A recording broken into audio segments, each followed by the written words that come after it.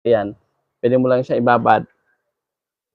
Pwede siguro maibabad yung mga 15 to 30 seconds, pero depende pa rin yun sa inyo. Pwede nyo ibabad, pwede rin hindi na.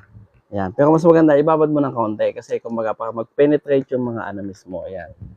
Yan, pakita lang natin yan. Shake mo lang. Pagka-shake mo mo to, spray mo lang dito sa loob. Yan. Dito na mo lang natin muna ipapakita sa labas para makita nyo kamoto yung mismong effect niya. Yung pinaka foamy effect niya na makikita nyo dito. Yan. Dito lang muna natin banda.